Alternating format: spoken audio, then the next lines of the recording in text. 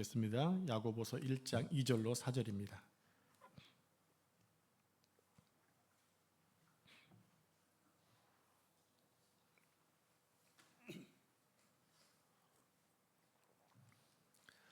야고보서 1장 2절로 4절까지 말씀을 한 절씩 교독하겠습니다.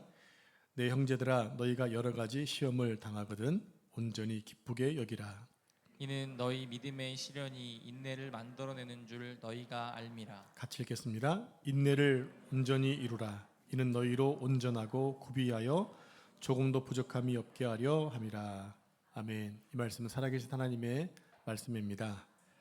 우리 옆에 앉으신 분과 인사할까요? 당신은 존귀한 하나님의 자녀입니다. 아멘. 아멘. 자, 오늘은 야고보서 두 번째 강의 시간으로요, 온전한 성도가 되기 위해서라는 제목으로 말씀을 선포하겠습니다. 우리는 지난 시간에 야고보서 서론을 살펴보았죠. 간단하게만 다시 정리하겠습니다. 기록자는 야고보의 형님, 잘못했어요. 예수님의 동생 야고보다 그랬습니다. 스데반의 순교 이후에 거세게 불어닥친 유대교의 대대적인 박해를 피해서 그리스도인들이 로마 제국으로 흩어졌지요. 그들에게 보낸 편지가 야고보서였습니다. 핵심 내용이 뭐냐면 흩어진 그리스도인들이 당해야 했던 여러 가지 시련들을 극복하고 또 성숙한 신앙인으로 살도록 하기 위해, 또 교회 공동체와 든든한 결속을 도모하도록 하기 위해 실천적 교훈을 주기 위해서 쓴 책이 야고보서이기 때문에 이것을 신약의 잠언이라고 부르기도 한다는 것입니다. 구약의 잠언이 있잖아요. 그 잠언은 실질적인 삶을 살도록 이끌어주는 말씀이거든요. 근데 이 야고보서는 신약의 잠언이다. 어려움 당하는 자들에게 어떻게 믿음의 길을 가야 될지를 설명해주고 있다는 얘기입니다. 자, 오늘 말씀은 이들에게 주시는 첫 번째 메시지로, 그 말씀의 핵심은 온전한 성도가 되라는 것입니다. 우리가 차를 타고 어딘가를 갈 때에 내비게이션을 켭니다. 그리고 목적지를 설정을 하지요. 물론 아는 길이야 바로 가겠지만 어떤 장소를 가기 위해서 또 내비를 켜기도 하고, 또 하나는 빨리 가는 길이 어디일까, 막히지 않고 가는 길이 어디일까를 보기 위해서 내비를 켜는 경우들이 있습니다. 그러면 출발을 하면 내비게이션이 가는 길을 자세하게 안내를 해주죠. 요즘 내비는 너무 정확해서 모든 지형을 자세하게 알려줍니다. 중간중간마다 신호 과속 카메라가 있는 것 알려주고, 방지턱이 있습니다, 급회전을 해야 됩니다, 안전하게 알려주죠. 제가 자주 사용하는 T맵은요, 설정만 잘하면 내비뿐만 아니라 블랙박스 녹화까지 해줍니다. 이처럼 오늘 말씀은 우리에게 세 가지를 말해주고 있습니다. 첫째는 목적지가 어디냐입니다. 우리가 가려는 목적지가 어디인가를 설정을 하고, 두 번째는 그 목적지를 어느 길로 가겠느냐는 것입니다. 어느 길로 가겠느냐, 즉 길에 대한 이야기입니다. 세 번째는 그 길은 어떤 지형을 갖고 있느냐라는 얘기입니다. 다시 정리하겠습니다. 첫째는 목적지, 두 번째는 가는 길, 세 번째는 지형입니다. 오늘 본문에서 우리 야고보가 우리에게 원하는 목적지가 있어요. 즉 우리가 가야 할 목적지가 어디인가를 소개해주고 있다는 거죠. 자, 4절 말씀을 같이 합독하겠습니다. 시작. 인내를 온전히 이루라. 이는 너희로 온전하고 구비하여 조금도 부족함이 없게 하려 함이라. 자, 원하는 목적지가 뭐냐면 온전하고 구비하여, 온전이란 말과 구비한다란 말은 똑같이 완전함을 얘기합니다. 완전하고 부족하지 않는 것이 무엇이냐, 이것이 성도가 추구해야 될 삶이라고 하는 거죠. 바로 이게 야고보가 오늘 말하는 목적지입니다. 목적지가 어디인가? 온전한 성도가 되는 것. 그러면 이 길을 어떻게 가야 되는가? 바로 인내로 가는 길이라는 얘기입니다. 그리고 인내로 가는 그 길은 어떤 지형이라고 말하고 있습니까? 여러 가지 시험들을 통과해야 되는 길이라고 말하고 있습니다. 오늘 설교 제목이 온전한 성도가 되기 위해서는 인내해야 되는데, 그 인내는 여러 가지 시험을 통과해야만 가는 길이라는 것입니다. 자, 2절 말씀에 시험이라는 단어가 나오죠. 헬라어 단어로 페이라스모스라는 단어입니다. 페이라스모스. 이 단어는 때때로 악에 빠지도록 유도하는 유혹이나 미혹을 말하기도 하고, 또 외부에서 힘이 가해짐으로 겪게 되는 시련을 가리키기도 하는데, 오늘 본문에서는 외부적인 강압에 의해서 고난을 당하는 것이기 때문에 시련이라고 보는 게 맞다는 것입니다. 여기서 여러 가지 시험이라는 말에 원래 원문에는 이렇게 말하고 있습니다. 여러 가지 색깔이다. 여러 가지 색상을 띠고 있다는 얘기입니다. 여러분, 무지개 색깔이 몇 가지인가요? 네, 그렇게 보통 얘기하죠. 근데 자세히 들어가 보면 색깔이 수천 수만 가지라는 것이. 여러분들이 여름 휴가를 맞으면 이제 여러 장소를 향해 갈 텐데, 동해안에 가 보면 이 파도 치는 것들을 볼 수 있습니다. 해변가에 파도가 막 몰려오잖아요. 몰려올 때 이 파도 치는 것이 똑같은 게 없다라는 얘기입니다. 다 다양하다라는 얘기예요. 색깔도 모습도 다 다릅니다. 한 번도 같은 게 없다라는 거예요. 우리 인생도 마찬가지입니다. 인생에게 있어서 24시간은 동일하지만 하루하루 겪는 생활하는 모든 패턴은 다 다를 수 있다라고 하는 거예요. 비슷한 것 같지만 똑같은 것은 없어요. 비슷하기 때문에 여러 가지 색깔이라고 말할 수 있다는 겁니다. 우리에게 닥치는 환난은, 시험은 크게 두 가지가 있습니다. 어떤 것이냐면 내부에서 오는 것이 있고 외부에서 오는 것이 있습니다. 먼저 우리 내면에서 오는 죄 때문에 오는 시험이 있습니다. 바로 유혹과 같은 시험입니다. 그것은 나의 욕망과 나의 정욕으로 인해 발생하는 허물들이죠. 이것은 대부분이 우리가 성숙하지 못해서 겪는 시험이라는 것입니다. 다른 하나는 외부에서 오는 시련이에요. 특별히 초대교회에 불어닥친 시련은 유대 땅을 벗어나 사마리아와 땅끝까지 흩어지게 했습니다. 정든 고향을 버리고 낯선 곳에서 신앙생활을 해야 하는 그 삶이 여의치가 않았습니다. 유대인들의 핍박과 로마인들의 박해가 너무나 심각했다고 하는 거예요. 지금 우리 현재의 모습에서는 도저히 이해할 수 없는 환경이 1세기 때는 있었다고 하는 겁니다. 믿는 사람이기 때문에 신앙을 지키다가는 사회활동도 제대로 못하고 상업 거래도 못하는 그런 어려운 세대에서, 그런 건데 어떻게 믿음의 길을 갈래? 이것이 1세기의 문제였거든요. 그럼 오늘날 우리는 무엇으로 시련을 얘기할 수 있을까? 보통 관계적인 문제에서 시련을 겪을 수 있다는 얘기입니다. 예를 들면 말로 인한 상처들이 가장 큰 것 같아요. 그래서 마음의 상처를 받고 신앙의 갈등을 겪는 경우들이 너무나 많다고 하는 것입니다. 자, 오늘 우리는 이런 시험과 시련을 통해 인내가 어떻게 온전히 이루어지는지 살펴보게 될 것이고요. 또 그것이 결국 어떤 결과를 가져오는지에 대해서 생각해 보도록 하겠습니다. 첫 번째로 시련을 통해 믿음의 진정성을 확인하게 된다는 것입니다. 믿음의 진정성을 확인하게 된다. 자, 3절 말씀 같이 합독하겠습니다. 시작. 이는 너희 믿음의 시련이 인내를 만들어내는 줄 너희가 알미라. 네, 믿음의 시련은 본래 시험하는 행위를 가리키는 단어이지만 이것은 종종 시험하는 수단이나 도구를 가리키는 말로 쓰여지기도 합니다. 자, 이러한 시련을 통해 내 믿음이 진정한가를 확인받게 된다는 얘기예요. 그러니까 믿음의 진정성을 확인한다는 말은 내 믿음이 여러 가지 시험과 환난을 통해서 어느 정도 되고 몇 전짜리 믿음인가를 확인한다는 그런 의미가 아니라, 믿음의 진정성은 시험은 우리의 믿음이 어떤 환경에서도 어떠한 상황 속에서도 하나님을 신뢰하고 의지하는가를 확인하는 도구로 쓰여진다고 하는 거예요. 시험 당하면 넘어진다? 하나님을 신뢰하지 않는다는 얘기, 못한다는 얘기. 시험과 시련이 왜 주어집니까? 오늘 야고보서 얘기하고 있는 것은 하나님의 사람으로 세워지기 위한 과정인데, 믿음의 길을 가는 데는 시험과 시련은 당연히 있다라는 거예요. 그런 믿음과 시련이 있는데 그것을 우리가 견디면 하나님의 백성이 되는데, 하나님은 왜 나에게는 시련과 시험을 주는 거야? 라고 하나님을 거부한다면 내 믿음은 성장하지 않고 없다라는 얘기죠. 바로 그것을 확인받는 도구가 바로 시험이고, 우리는 그것을 통해 나의 믿음이 얼마나 진실한가를 알게 된다는 얘기입니다.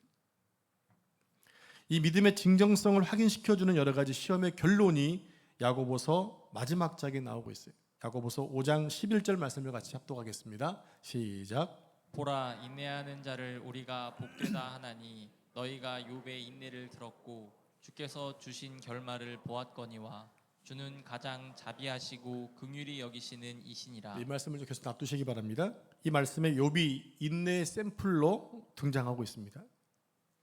인내의 샘플로 누가 등장하고 있다고요? 욥이 등장합니다. 여기서 욥의 인내를 들었고라고 표현하고 있어요. 근데 그 앞에 보라 인내하는 자를 복되다라고 기록되어 있는데 이 말씀 어순이 바뀌어 있어요. 이렇게 바꾸시면 됩니다. 복되도다 인내하는 자요. 복 있는 사람은 인내할 수 있다라는 얘기입니다. 인내해야만 복 받은 것이 아니라 복 있는 자는 인내한다라는 거예요. 즉 이게 뭡니까? 우리가 그리스도인이기 때문에 인내할 수 있다라는 얘기입니다. 그리고 그 욥이 인내의 샘플이 된다는 얘기예요. 자, 그다음 말씀 보면 주께서 주신 결말을 보았다라고 말씀하세요. 말씀 계속 놔두라니까요. 주께서 주신 결말을 보았다라고 말씀하고 있어요. 그러니까 인내의 결말을 누가 주셨다는 얘기입니까? 하나님께서 주셨다는 얘기예요. 잘 들으시기 바랍니다. 그러니까 욥의 인내는 누가 만들어낸 결과라는 얘기죠? 하나님께서 욥의 인내를 만들어내셨다고 하는 거예요. 욥이 원래부터 인내했기 때문에 믿음이 좋았기 때문에 그가 칭찬받은 것이 아니라 하나님이 욥을 그렇게 만들어 주셨다는 얘기예요. 오늘날 우리를 만드시는 분은 누구신가요? 하나님이시죠. 내가 이렇게 잘나서 예수 믿는 게 아니라는 얘기예요. 우리는 부족하고 연약하지만 주님께서 이렇게 예수님 믿도록 만들어 주셨잖아요. 우리는 그걸 감동이라고 얘기하잖아요. 그걸 은혜라고 얘기하고 있는 것입니다. 그래서 그 이야기를 주는 가장 자비하시고 긍휼히 여기시는 분이라고 결론짓고 있다는 겁니다. 여러분, 인내가 왜 주님의 자비와 긍휼로 연결되는 것일까요? 그것은 욥의 인내는 욥이 만들어낸 결과물이 아니기 때문입니다. 이렇게 야고보서 5장 11절의 말씀을 제대로 해석을 해야만 오늘 본문의 말씀이 이해될 수가 있다는 겁니다. 그러면 욥의 이야기를 잠깐 해드리도록 하겠습니다. 욥기 1장을 보면 하나님께서 욥을 칭찬하시기를 온전하고 정직한 자였다고 칭찬하세요.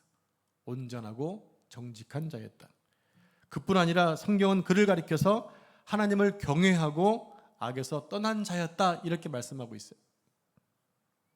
여러분, 이 정도의 신앙이면 영적으로 아주 복된 자 아닙니까? 우리가 그런 자가 돼야 되잖아요. 하나님을 경외하고 온전하고 정직하고 악에서 떠난 자가 돼야 되지 않겠습니까? 여러분, 그런 자가 되기를 소망하시기 바랍니다.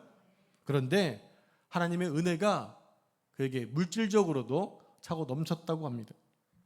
우선 자식이 10남매, 7남 3녀였습니다. 그런데 이 자녀들 아버지를 닮아서 모두 예배에 충실했고 경건한 사람들이었어요. 형제끼리 우애도 좋았습니다. 누군가의 형제가 생일을 맞으면 함께 나가서 축하해주고 잔치를 베풀어주는 아주 우애가 좋은 형제들이었어요. 재산도 아주 많았습니다. 양이 7,000마리입니다. 양이 7,000마리. 낙타가 3,000마리. 그리고 소가 500결이. 암나귀가 500마리. 종은 셀 수도 없었다. 그래서 그를 가리켜 동방에서 가장 큰 자였다라고 성경은 말하고 있네요. 그러던 어느 날 사탄이 하나님 앞에 나오자 사단에게 욥을 자랑하십니다. 욥처럼 하나님을 경외하고 악에서 떠난 자가 없다고 막 칭찬하시는 거예요, 사단 앞에서. 그런데 사단이 거부합니다. 하나님, 욥이 까닭없이 하나님을 경외하는 줄 아십니까? 뭔가 그럴 만한 조건과 이유가 있기 때문에 욥이 하나님을 경외하는 겁니다. 하나님이 그렇게 많은 재물로 울타리를 만들어 주는데 누군들 하나님을 경외하지 않겠습니까? 라고 도발한 거예요. 하나님은 그래 욥의 몸은 생명 건들지 말고 네 맘대로 한번 해봐라 라고 해서 1차전이 시작되었습니다. 그래서 하나님이 허락하신 바 안에서 사단은 욥의 몸과 생명은 건드리지 않고 그가 가지고 있는 모든 재물과 재산을 한순간에 다 날려버렸습니다. 물거품 되게 해버렸습니다. 하루아침에 자식들도 종들도 다 죽었습니다. 재산도 다 날아갔습니다. 여기서 잠깐 생각해 볼 것이 있어요. 이런 재앙들이 욥의 어떤 행위와 연관돼서 벌어진 일입니까? 전혀 아닙니다.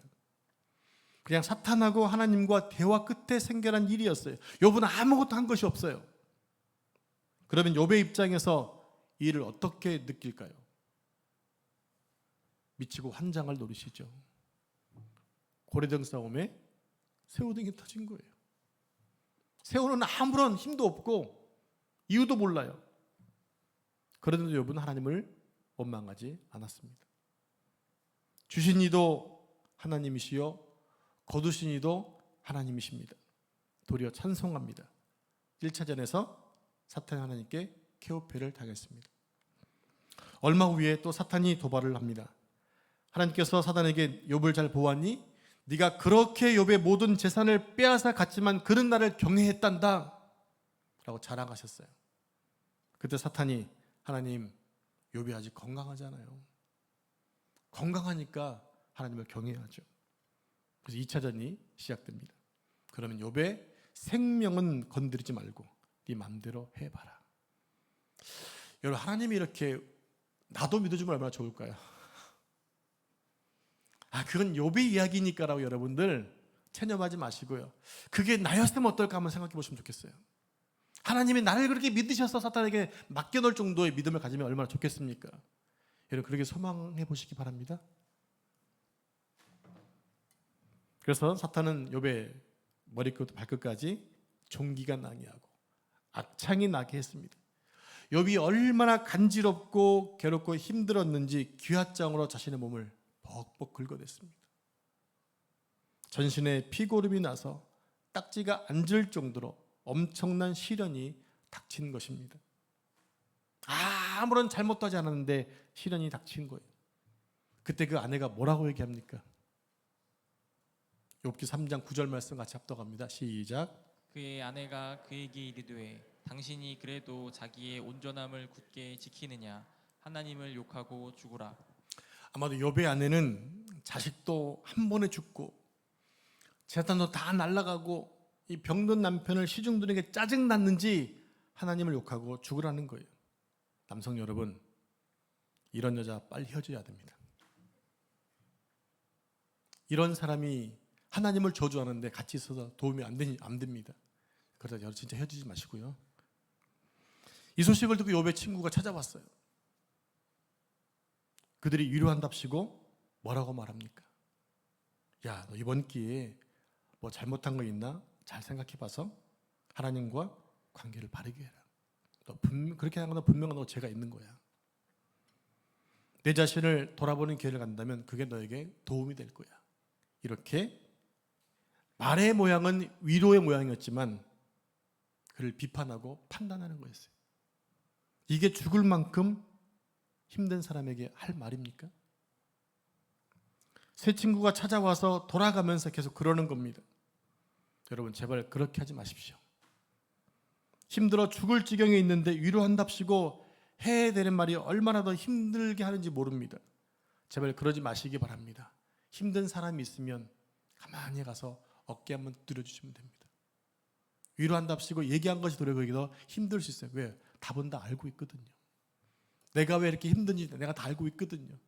그때 와서 뭐라고 간섭하면 더 힘들어지니까 가만히 지켜봐 주는 것이 진정한 위로일 수 있다는 겁니다. 성도 여러분, 욥은 아무리 생각해도 자기가 하나님 앞에 뭘 딱히 잘못한 게 없습니다. 잘못하게 산 것이 없는 것 같아요.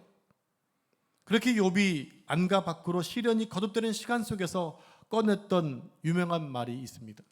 욥기서 23장 10절 말씀 같이 합독하겠습니다. 시작. 그러나 내가 가는 길을 그가 아시나니 그가 나를 단련하신 후에는 내가 순금같이 되어 나아오리라. 우리 이 말씀을 아주 좋아하죠. 아마 이번에 2024년도에 축복의 말씀 받으신 분도 계실 거예요. 제가 다음에는 이 말씀을 빼도록 하겠습니다. 정금같이 순금같이 나온다는 말 때문에 이 말씀을 되게 좋아합니다. 거기다 찬양도 있지 않습니까? 내가 정금같이 나오리라 찬양도 있습니다. 우리는 이 말씀을 그동안 내가 그렇게 연단을 받고 시련을 받지만 나중에는 모든 불순물에 다 빠져나가고 정금같이 될 것이야 라는 말 때문에 되게 기대하고 좋아했어요. 근데 그 얘기가 아니더라는 얘기죠. 이것을 똑같이 번역해놓은 새번역 번역으로 다시 한번 화면 보면서 읽도록 하겠습니다. 시작. 하나님은 내가 발 한 번 옮기는 것을 다 알고 계실 터이니 나를 시험해 보시면 내게 흠이 없다는 것을 아실 수 있으련만. 어떻습니까? 뉘앙스가 많이 다르죠. 하나님은 내가 발 한 번 옮기는 것을 다 알고 계실 텐데, 그래서 나를 시험해 보시면 내가 흠이 없다는 것, 즉 내게 금밖에 없다는 것을 아실 텐데 왜 나를 이렇게 힘들게 하실까라는 의미예요.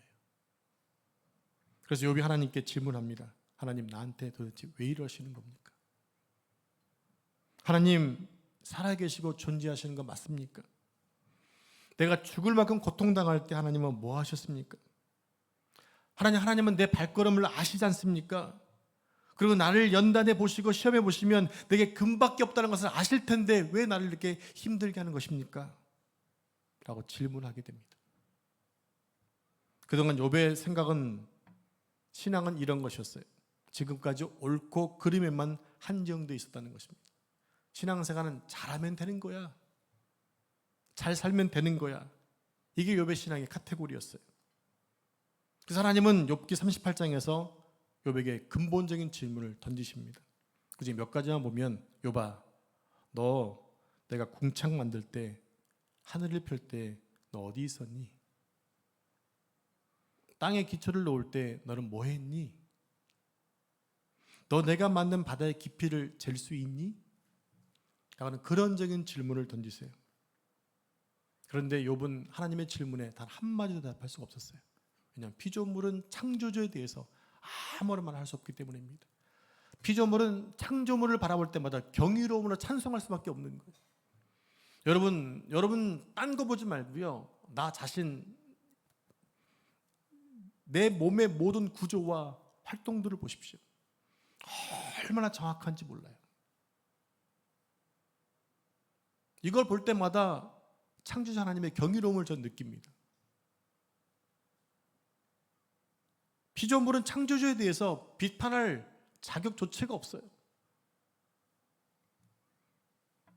그제서야 욥은 자신에게 임한 고난의 문제가 자신의 행위를 옳게 살았느냐 그르게 살았느냐 문제가 아니라 하나님의 주권과 통치 앞에 순복하는 문제가 가장 크다는 것을 알게 된 거예요. 욥의 신앙의 카테고리가 바뀌었습니다. 그래서 그의 입에서 이런 고백이 터져 나오게 됩니다. 내가 전에는 내 귀로만 들었던 하나님이 이제 눈으로 보여집니다. 백문이 불여일견이라는 얘기입니다. 내가 전에는 귀로만 들었는데 이제는 눈으로 주님을 뵙습니다라고 고백하게 되는 거예요. 창조물을 보니까 하나님이 보인다라고 하는 것이에요. 여러분, 창조물, 여러분 자연 만물을 통해 하나님의 그 하신 일이 보여지십니까? 영안이 열리신 거예요. 보시기 바랍니다. 저기에는 다 하나님의 의미가 담겨져 있어요. 나를 위해 만들어 놓으신 창조물들이에요. 그래서 여러분들 나가실 때 하늘 좀 보시고, 아, 오늘 구름이 예쁘게 그려져 있네. 아, 선선한 바람이 불어오네. 아, 오늘은 또 비가 내려서 공기를 맑게 해주시네. 이런 것들을 좀 느끼셔야 되는 거예요. 그리고 감사하셔야 되는 거예요. 누굴 위해 그렇게 하시니까? 나를 위해 그렇게 하시니까. 자, 우리 함께 욥기 19장 25절을 합독하겠습니다. 시작. 내가 알기에는 나의 대속자가 살아계시니 마침내 그가 땅에 서실 것이다. 욥이 고난의 과정을 통해서 결국 눈뜨게 된 것이 하나 있습니다. 그것은 바로 인간에게는 반드시 중보자가 필요하다는 것이었어요. 하나님과 인간과에는 절대로 가까워질 수가 없잖아요. 인간은 여전히 악해져 가고 하나님의 거룩함은 한없이 거룩하신데 여기를 연결할 뭔가 필요하잖아요. 그래서 중보자 예수님이 오셔야만 했던 거죠. 그러니까 욥기의 주제는요, 고난이 주제가 아니에요. 욥은 자신의 의의가 옳고 그르고의 문제가 아니라 하나님의 통치와 주권과 하나님의 의 앞에 새로운 의가 눈이 뜨여지게 된 거예요. 바로 믿음의 진정성에 대한 확인이 되었다는 얘기입니다. 우리 믿음의 기초가 뭡니까? 대부분이 내가 얼마나 잘 믿느냐 못 믿느냐로 따지잖아요. 어제는 내가 믿음의 길을 어떻게 살아왔나? 좀 잘한 것 같으면 의시되고 못한 것 같으면 기가 팍 죽어 있잖아요. 그게 우리 믿음의 보통 생각하는 거 아닌가요? 그러나 믿음의 진정성은 그런 게 아니에요. 하나님의 주권과 통치가 내게 무엇이며 내가 주님께 얼마나 마음을 다해 순종하고 있는가의 싸움이기 때문에 그렇습니다. 물론 우리에게도 욥이 겪는 고난처럼 해석할 수도 없고 설득될 수도 없고 이해될 수 없는 일들이 많이 닥칠 때가 있죠. 우리는 가끔 그러잖아요. 왜 이런 일이 나에게 오는 겁니까? 내게 어떤 문제가 있습니까? 라고 생각할 때 여러분 있잖아요. 근데 욥이 창조주 하나님에 대한 뜻을 알게 되자 그의 신앙이 바뀌면서 고백했던 것이 내가 이제는 눈으로 봅니다로 바뀌어진 게 아니에요. 여러분 마찬가지 이제 귀로만 들었던 신앙이 아니라 하나님의 역사와 기적을 눈으로 볼 수 있는 그런 신앙으로 성장되기를 축복합니다. 자, 두 번째로 여러 가지 시련은요, 온전한 인내를 만들어 낸다는 겁니다. 자, 3절 말씀 같이 합독하겠습니다. 시작. 이는 너희 믿음의 시련이 인내를 만들어내는 줄 너희가 알미라. 네, 인내를 만들어 낸다는 이 주제는 상당히 어렵습니다. 이 주제를 이렇게 한 목사님이 남녀 간의 사랑의 문제로 해석을 해놓았는데요. 자, 남자와 여자가 만나서 썸을 타게 되면 뭐가 쓰이죠? 눈에 콩깍지가 씌워집니다. 사랑을 하게 되죠. 콩깍지가 씌워지면 그땐 사랑밖에 난 몰라. 사랑이 그때는 모든 관심입니다. 외모도 안 보입니다. 현실도 안 보이고 조건도 안 보입니다. 어느 순간 외모가 보이기 시작을 하고 조건이 보이기 시작을 하면요, 사랑이 식어진 거예요. 콩깍지가 씌워지면 그런 게 아무것도 안 보인다는 얘기죠. 이 남자 이 여자 하나면 다 얻은 것 같고 잘 살 것 같습니다. 그래서 결혼을 합니다. 고생문이 활짝 열린 겁니다. 준우야, 그래서 결혼은 현실이라고 하는 거야. 결혼은 그래서 현실이라는 얘기예요. 결혼은 이상이 아니라 현실이라고 얘기한다는 거죠. 신혼의 새 아침을 맞으면 끔찍한 실상들이 현실이 됩니다. 참담한 일상이 계속되잖아요. 그럼 이게 이제 어떤 과정이 되풀이됩니까? 서로 불평, 불만, 원망, 푸닥거리 하다가 이놈이 아니었는데, 이놈 옆에 저놈을 찍었어야 되는데 라는 생각들을 해보게 되죠. 그러면서 보따리를 쌌다가 풀었다가 합니다. 근데 어느새 애가 생깁니다. 누구의 아이입니까? 누구의 아이예요? 내가 그토록 끔찍하고 징그럽게 생각하는 저 인간의 아이입니다. 그래서 싸둔 짐을 또다시 푸는 거예요. 그렇게 평생을 싸다가 풀다가를 무한 반복합니다. 혹시 지금도 싸두신 분이 계신가요? 여기서 끝낼까 말까를 고민하는 거죠. 그렇게 10년, 20년, 30년 흘러가면서 어느새 50살이 넘어가고 60이 넘어갑니다. 그때는 피차 서로 간에 그 모든 애증들이 한 몸처럼 느껴지게 되는 거죠. 그때부터는 사랑으로 사는 게 아니라 정으로 산다고 얘기합니다. 전우애로 사는 거죠. 전우의 시체를 넘고 넘어 끈끈한 전우애로 사는 거예요. 제가 왜 이렇게 말씀을 드리냐면 우리는 어떤 존재인가 하는 거예요. 어떤 존재인가. 우리 인간은요, 하나님 앞에서 늘 바람이 나서 집 나간 고벨과 같이 사는 세대이기 때문에 그렇습니다. 사랑의 선지자로 불렸던 호세아 선지자가 그 비련의 남편이었잖아요. 여러분, 호세아가 누구를 예표하나요? 바로 예수 그리스도를 예표합니다. 우리의 신랑은 예수 그리스도잖아요. 우리는 나는 주님의 누구예요? 잊어먹으시면 안 됩니다. 난 주님의 신부입니다. 그분이 매일 바람난 여자처럼 집 나가 이 남자 저 남자의 품에를 기웃거릴 때, 그런 이웃거리는 그 같은 존재 같은 우리를 끝까지 인내하면서 기다려주고 있다라는 얘기입니다. 그러니까 오늘 본문의 인내는 결국 누구의 인내를 말하고 있냐면 예수 그리스도 하나님의 인내를 말하고 있다는 겁니다. 십자가의 목숨을 내어주시기까지 우리들을 참아주시는 예수 그리스도의 인내를 지금 욥기를 통해서 말씀하고 있다는 얘기입니다. 여러분, 그런 눈으로 다시 한번 본문 3절 말씀을 같이 읽겠습니다. 이는 너희 믿음의 시련이 인내를 만들어내는 줄을 너희가 알미라. 이제 이 말씀의 의미가 뭔지 아시겠죠? 여러분, 욥의 인내는요, 욥이 만들었다는 것이 아니에요. 하나님께서 욥의 인내를 만들어 내셨다는 겁니다. 욥에 대한 하나님의 긴 기다림이 있었다는 거예요. 여전히 주님은 우리를 향해서 계속 기다리고 인내하고 계세요. 내가 좀 더 성장하고 거룩한 하나님의 신부가 되도록 계속해서 기다리고 계시는 거예요. 욥과 우리 안에 의가 전혀 없다는 것을 드러내는 시간, 그게 바로 우리의 인내의 시간이라는 얘기입니다. 우리 함께 다시 야고보서 5장 11절 말씀 같이 다시 합독하겠습니다. 시작. 보라, 인내하는 자를 우리가 복되다 하나니 너희가 욥의 인내를 들었고 주께서 주신 결말을 보았거니와 주는 가장 자비하시고 긍휼히 여기시는 이시니라. 아멘. 하나님은 오늘 우리에게도 여러 가지 시험을 통해서 인내를 만들어 가십니다. 그래서 우리를 온전한 신앙인으로 빚어 가시는 거예요. 자, 세 번째로 4절 말씀 같이 합독하겠습니다. 4절 시작. 인내를 온전히 이루라. 이는 너희로 온전하고 구비하여 조금도 부족함이 없게 하려 함이라. 인내를 온전히 이루라는 말의 문자적 의미는 인내가 완전한 일을 가지게 하라는 의미예요. 인내가 완전한 일을 가지게 하라.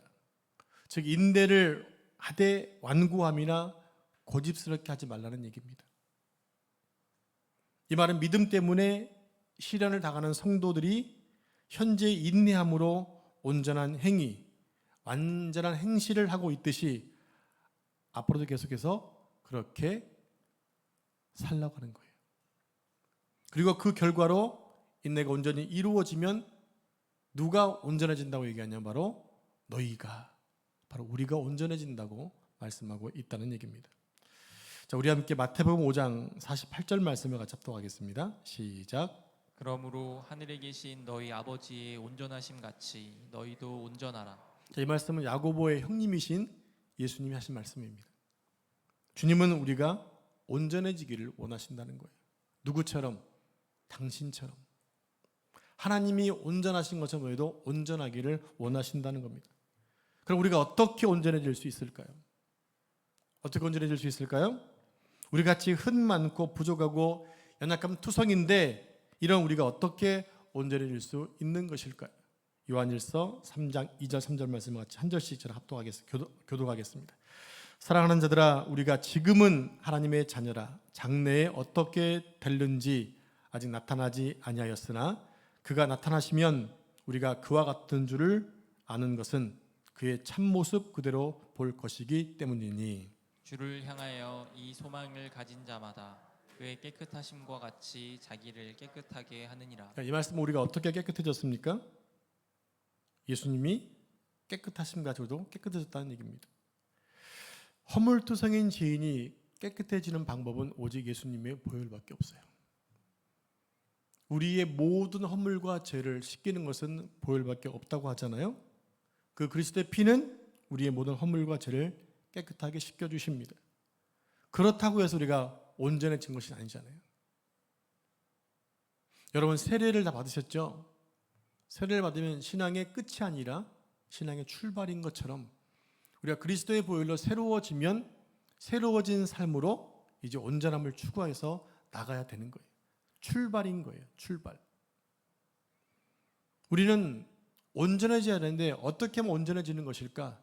간단하게 설명을 드리겠습니다. 누가복음 15장에 보면 탕자 얘기가 나오잖아요. 둘째 아들이 아버지가 살아있는데 유산을 챙겨서 먼 타국으로 떠나갑니다. 그것은 아버지를 죽이고 간 것과 동일한 이야기입니다. 둘째 아들은 아예 돌아오지 않을 생각으로 다른 나라로 넘어가 버렸어요. 그래서 아버지로부터 받은 모든 재물을 가지고 창기와 놀면서 재물을 다 털어 먹어버립니다. 그래서 상거지가 됩니다. 이제는 아무런 희망도 소망도 없어졌습니다. 그랬던 아들이 언제 온전해졌나요? 아버지 집에 돌아오니까 다시 온전하게 회복이 되었어요. 아버지를 떠나서 방황했을 땐 상거지가 되어서 어느 누구도 돌아보지 않은 인생이었지만 아버지께 돌아오니까 신발이 신겨지고 옷이 입혀지고 가락지가 껴지면서 다시 그 아버지의 아들이 되어지더라는 얘기입니다. 무엇입니까? 우리가 온전해지려면 아버지 안에 있으면 된다는 얘기입니다. 우리 성도들이 온전해지려면 그리스도의 피로 구원받은 사람들이기 때문에 그리스도 안에 있으면 우리는 온전해진다는 얘기입니다. 아직은 많이 부족하고 연약하지만 늘 주님 안에 있기를 사모한다면 우리는 조만간에 온전함을 이룰 수 있게 될 것입니다.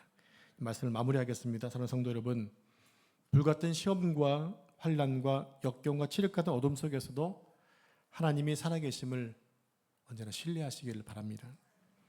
그 전능하신 하나님이 나를 사랑하시기에 독생자를 이 땅에 내어주신 것을 믿으시기를 바랍니다. 우리가 믿음 생활하는데 방해되는 요소 여전히 많이 찾아올 거예요.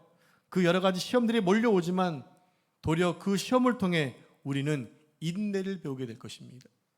그리고 그 인내를 통해 우리는 온전한 하나님의 자녀가 되어진다는 얘기입니다. 오늘도 이 고백으로 온갖 시험과 시련이 가득한 세상에서 더 믿음이 견고해지는 삶 되시는 여러분 되기를 축복합니다. 기도하겠습니다.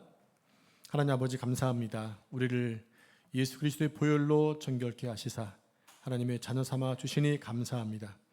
우리의 믿음이 세상의 온갖 시험과 환난을 통하여 인내를 배우게 하셔서 온전한 하나님의 사람이 될 수 있게 하옵소서. 우리를 여전히 참고 기다리시는 주님의 마음을 알고 주님 안에 거함을 통하여 온전하게 하옵소서. 오늘도 이 고백으로 시험과 시련이 가득한 세상에서 하나님의 존귀한 자녀들로 승리하게 하옵소서. 이 모든 말씀을 예수님의 이름으로 기도합니다. 아멘. 잘